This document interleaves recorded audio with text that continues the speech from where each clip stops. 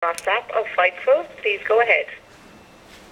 Hey, Paul. Thanks for doing this. Hey, Sean. We saw that you brought in Stokely Hathaway, and he's got a new name now, but managers being brought into the Performance Center. Maybe talk to me about the mindset of that, how they fit into the Performance Center experience, and maybe what kind of impression he's made on you so far. Well, he's obviously made an impression. He wouldn't be there. Yeah, look, I think that as the business changes and evolves and you see different talent coming in and out, I know there's been I've heard, chatter for a long time about managers, and yeah, I think things are cyclical. They go away, they come back. I think the ability to have management around talent or to have mouthpieces, or however you want to say it, when you start to talk about international talent and you bring in a talent that doesn't speak the language of English, and you're trying to move them into a U.S. product or anything else,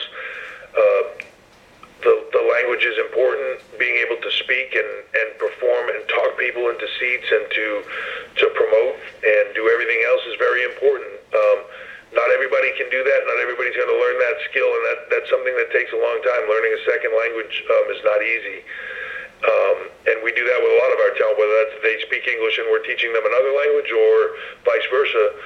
But it doesn't change the fact that it's important. So having people like a Stokely or Robbie or different people that can do not only management from a character standpoint or be able to deliver that, they can do a lot of other things, and they bring a lot of value to the table other than just, hey, I'm just there to be a mouthpiece for this person. Also, with the move to Friday night for this NXT, are there any maybe logistical hurdles that you all face in doing that maybe people wouldn't understand or notice upon first glance?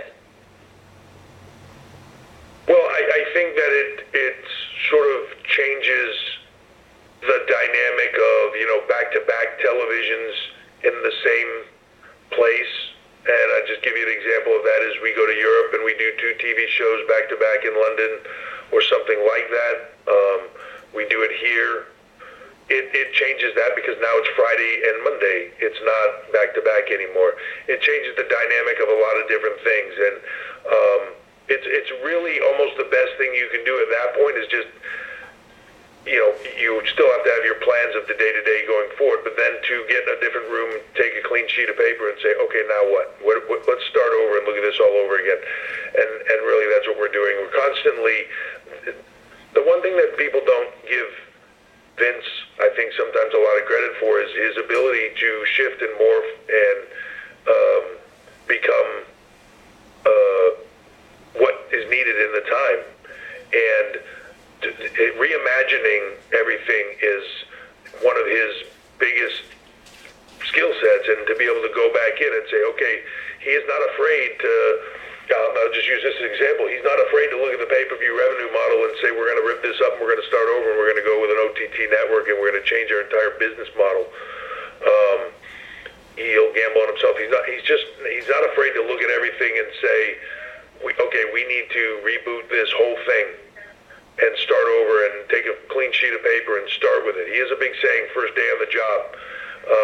If you came in with fresh eyes and looked at everything, would you do it that way, or first day on the job, would you do it differently?